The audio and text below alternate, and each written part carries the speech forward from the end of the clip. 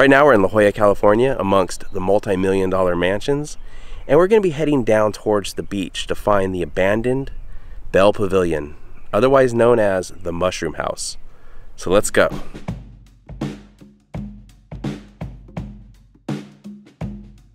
So nestled among the multi-million-dollar mansions is the Scripps Costal Reserve, and right now we're on a trail in the Scripps Costal Reserve that heads down to the beach. And we're heading towards the isolated Bell Pavilion, otherwise known as the Mushroom House. And you'll find out in just a few moments why it's known as the Mushroom House.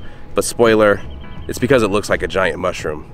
The Bell Pavilion was built in 1968, designed by Dale Nagel, and it was built for Sam Bell, who owned Bell potato chips. So you'll get to see what potato chip money can buy you. On the way down the trail, here's a look back at some of the mansions behind us. And the reason these mansions are built here is because right here there is a $1 million view of the ocean. And so here's the trail that we have to walk down to get down to the beach.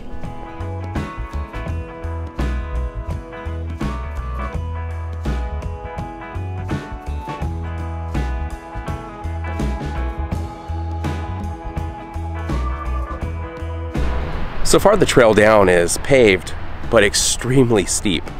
We are not looking forward to hiking back up this, that's for sure.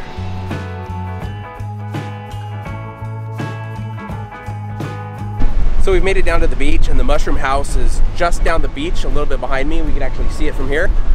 Now, somewhere around here is a nude beach, so I gotta be a little bit careful where we're filming, just so we don't violate any YouTube rules or anyone's privacy.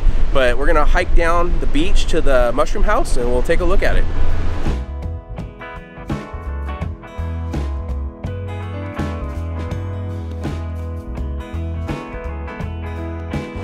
Behind me off in the distance is the Scripps Pier, and nestled along the bottom of the cliffs over here is the Bell Pavilion, otherwise known as the Mushroom House. As I mentioned earlier, it was built in 1968, designed by Dale Nagel and built for Sam Bell. Bell actually owned the property on top of the cliffs over here, and he wanted a guest house down on the ocean. So this was built. There was a tram that went down to the guest house from the top, and we'll take a look at the tram tracks. It's not in service anymore, obviously, and I'm about to get hit by waves here, so let me move a little bit further from the ocean.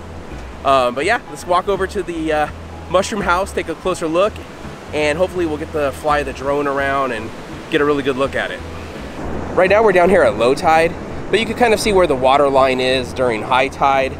And so I don't know how easy it would be to get out to the Mushroom House during high tide.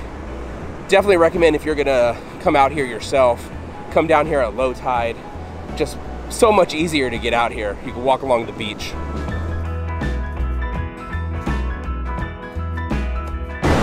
So we've made it to the Mushroom House. Let's take a closer look. Unfortunately, the house itself, there's no trespassing, but we can get right up to it and we'll take a look around.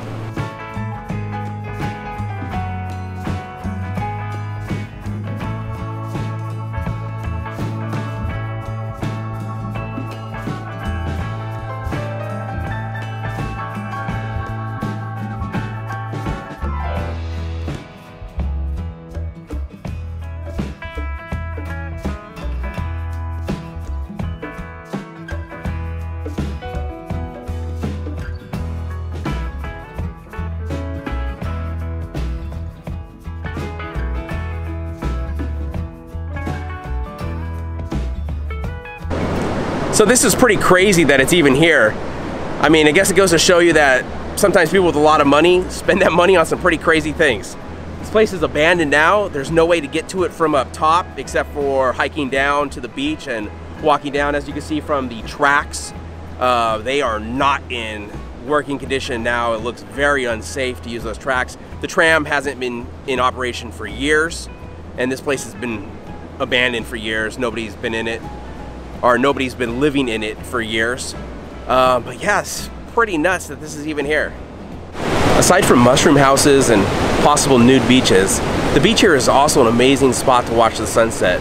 Unfortunately, we're still a few hours away from the sunset, so we won't get to see it today, and at least not from here. But it's an amazing spot to watch the sunset over the beach.